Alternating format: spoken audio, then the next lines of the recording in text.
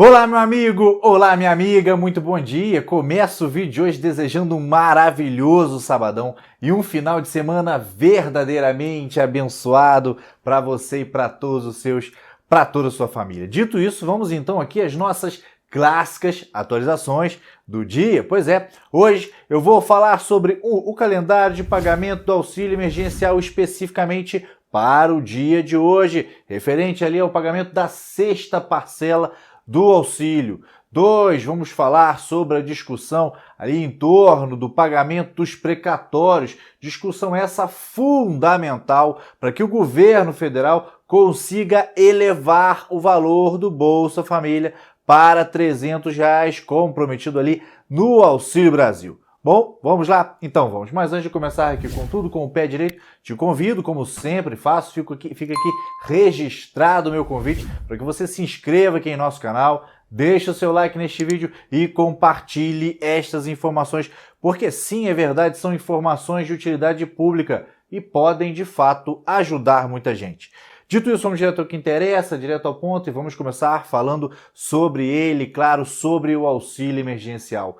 Hoje é mais um dia de pagamento da sexta parcela do auxílio, através ali do depósito na poupança social digital do Caixa Tem, para as pessoas que fazem aniversário do mês de maio. Então, alô, você que nasceu em maio, tem dinheiro sim disponível para você, ainda que seja sábado, lá no Caixa Tem. Dê uma conferida. Bom, continuando aqui, agora vamos falar sobre uma questão muito importante, a questão dos precatórios, que, como eu disse lá no começo, é fundamental para que o governo federal consiga ampliar o Bolsa Família ou ainda criar o Auxílio Brasil de fato, né, no ano que vem e também no restinho desse ano.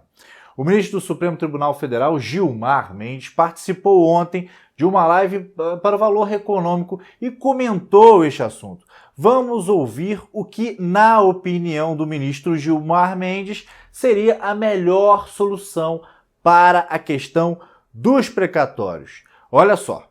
Certamente não há, infelizmente, eu acho, bala de prata para um tema desse, né? Porque a conta subiu demais. E acho que subiu demais, inclusive, por conta até de uma decisão do Supremo, aquela, salvo engano, da emenda 62, que nós, eu acho que equivocadamente, a declaramos inconstitucional.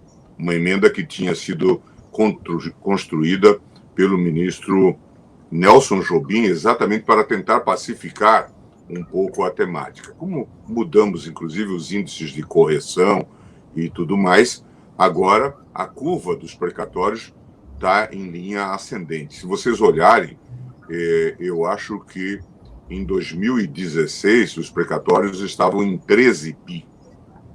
E agora eles vêm fazendo uma curva ascendente, eu acho que em 2020 estava em 54 bilhões e agora 89. Portanto, é uma curva, certamente terá aumentado o número de condenações, os tribunais estão decidindo mais rapidamente, até mesmo por conta do processo virtual, mas é um tema que nós precisamos olhar de forma estruturante. Acho que precisamos verter os olhos para isso e encontrar um certo equilíbrio, inclusive nos mecanismos de correção. Acho que isso precisa ser olhado. No final, se a gente for contar a história dos precatórios para as crianças, nós vamos ver que os verdadeiros credores acabam não sendo os verdadeiros beneficiados, que isso acaba indo para o mercado secundário e aqueles verdadeiros, os iniciais credores repassam isso, às vezes até na bacia das almas. Então, tudo isso precisaria ser olhado, mas nós não temos tempo agora para olhar essa temática e precisamos encaminhar. Bom, precatório entra dentro do teto. Só que com este supervalor, não é, o teto acaba sendo absorvido e não sobra as despesas, para as chamadas despesas discricionárias, não há espaço, e daí todo esse tumulto. Então tem que se encontrar aí uma solução. Inicialmente se bosquejou uma temática em torno dessa questão, solução pelo CNJ, depois se viu que não seria essa a solução recomendável, e agora Câmara e Senado tentam, juntamente com o TCU, de vez em quando também me perguntam alguma coisa, está tentando construir aí uma solução que atenda ao problema do teto, que resolva a questão do pagamento dos precatórios e que permita espaços para, inclusive, o auxílio emergencial, e que é também emergente, como nós sabemos, nessa crise que foi extremamente dolorosa para todos. Então tem que se buscar uma solução, e eu já vi pelo esboço que me mandaram dessa PEC, que também estão buscando alternativas que já tinham sido desenhadas até pelo CNJ na gestão do ministro Dias Toffoli. Por exemplo, o do encontro de contas, de compensação entre credores, né, e devedores. Então, fazer com que houvesse aí uma compensação. Em suma, acho que nós podemos ser inventivos, não há bala de prata. É preciso, de fato, buscar soluções para isso, né? Por outro lado, a AGU precisa monitorar essa evolução nos casos em que, do outro lado, o credor é Estado ou município. Sempre há formas, como neste caso da crise do Fundef, né? Nós estamos falando de 16 bi que estão associados nesse debate no Supremo Tribunal Federal. Isso poderia já ter sido composto anteriormente.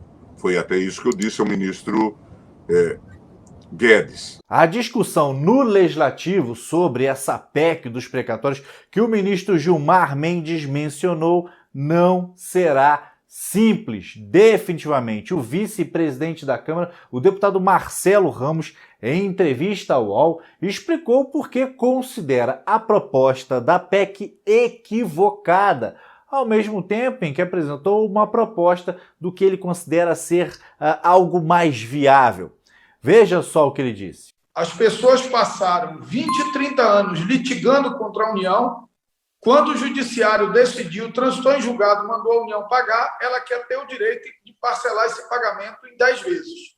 E, sob a lógica fiscal, é uma pedalada, porque a União está pegando despesa obrigatória desse ano e transferindo para os próximos anos fiscais. Isso é pedalada fiscal, não tem outro nome. A solução dada pelo governo é a pior solução possível. Só para você ter uma ideia, o simples anúncio da PEC pelo ministro Paulo Guedes aumentou os juros futuros no Brasil de 9% para 11%. Os juros de 9% para 11% significam um acréscimo na dívida pública de 100 bilhões de reais. Ou seja, o ministro Paulo Guedes, na perspectiva de conseguir economizar 50 bilhões de reais, que é o que ele quer passar para os anos seguintes, ele já arrumou para o Brasil um prejuízo de 100 bilhões. Isso é uma conta burra, isso é uma conta que não se sustenta. Eu já ofereci uma solução que é uma solução melhor recebida pelo mercado, melhor recebida pelos investidores, melhor recebida pela OAB, e que parte da premissa do pagamento integral dos precatórios, que é você usar o espaço fiscal de 40 bilhões decorrentes do valor do precatório de 2016, atualizado pelo IPCA até hoje, você usar 24 bilhões, que será o alargamento do teto de gastos, em decorrência da inflação de 6,27% de junho do ano passado a julho desse ano, e sobram 26 bilhões de reais para pagar os 89, quase 90 de precatórios, que você pagaria fora do teto com a emissão de título da dívida pública. Aí o governo diz que não concorda com a minha proposta, porque não concorda que fure o teto. Vamos falar sério e parar de brincadeira. A decisão de furar o teto o governo já tomou. Empurrar 50 bilhões de reais de despesa obrigatória desse ano para o ano que vem é furar o teto descaradamente. Ainda que tecnicamente não seja, na prática é. Então, a opção que nós temos é furar o teto com 26 bi de uma forma transparente e garantindo o pagamento integral dos precatórios, ou furar o teto ano que vem com 50 bi, porque ano que vem terá 50 bi desse ano e mais o precatório do ano que vem, de uma forma sem nenhuma transparência e dando calote nos credores da União. Pois é, esse assunto dos precatórios está sendo tão discutido ultimamente, porque, como eu disse, se o governo tiver que pagar os 89 bilhões de reais dos precatórios no ano que vem, não sobrará dinheiro para viabilizar o aumento do Bolsa Família ou ainda do Auxílio Brasil, como você preferir. Para você que nos acompanha ter uma ideia, ao invés de elevar o benefício Bolsa Família para R$ 300, conforme o governo quer, o governo vai conseguir aumentar o benefício para apenas R$ 8,51. Ou seja, o benefício deve chegar a um valor médio de R$ 194,45 se a questão não for resolvida. O valor do benefício não chegaria sequer a R$ 200. Além de falar sobre os precatórios, o deputado Marcelo Ramos também aproveitou para destacar sobre como ele avalia o decreto editado pelo governo na semana passada, editado pelo presidente Bolsonaro, aumentando ali a alíquota do IOF, imposto sobre operações financeiras, para viabilizar, pelo menos num primeiro momento, o aumento do Bolsa Família.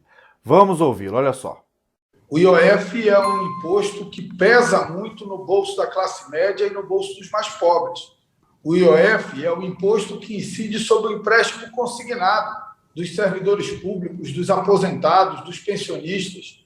O IOF é o imposto que incide sobre o financiamento da casa própria, aquele que o cidadão paga no maior aperto no final do mês para ter um teto digno para morar com a sua família. O IOF é um imposto que incide sobre transações em moedas estrangeiras e, portanto, encarece, por exemplo, os medicamentos que têm seus preços vinculados à moeda estrangeira. Vai encarecer, em perspectiva, mais ainda a gasolina, que também tem seu preço lastreado em moeda estrangeira. Então, é um equívoco gravíssimo e um equívoco fundado numa mentira, porque o governo diz que precisa do IOF, que utilizará os recursos do IOF para pagar o reajuste do Bolsa Família. Ora, uma das características constitucionais dos impostos é a não vinculação. O governo não pode vincular os recursos do IOF ao pagamento de Bolsa Família. Poderia se fosse contribuição, mas como imposto não pode. Então é um equívoco gravíssimo que o governo comete, pesando muito duramente no bolso. Bem, então vamos seguir de olho nessa questão dos precatórios, porque o Auxílio Brasil ou o novo Bolsa Família depende, sim, é verdade, da solução, diretamente da solução deste problema. Então, para este vídeo era isso, estas eram as informações que eu tinha para compartilhar com você que nos acompanha aqui nesta manhã de sábado. Deixe o seu like neste vídeo, se inscreva aqui em nosso canal, caso você ainda não tenha feito, renovo, portanto, o convite. E, claro, compartilhe estas informações, porque, como eu disse lá no começo, são informações de utilidade pública e, de fato, podem ajudar muita gente. Desejo um excelente sábado e um final de semana verdadeiramente abençoado. Cuide-se e cuide os seus. E lembre-se sempre, tudo vai ficar bem, sabe por quê? Porque Deus está no comando sempre. Valeu, forte abraço, tenha um excelente final de semana.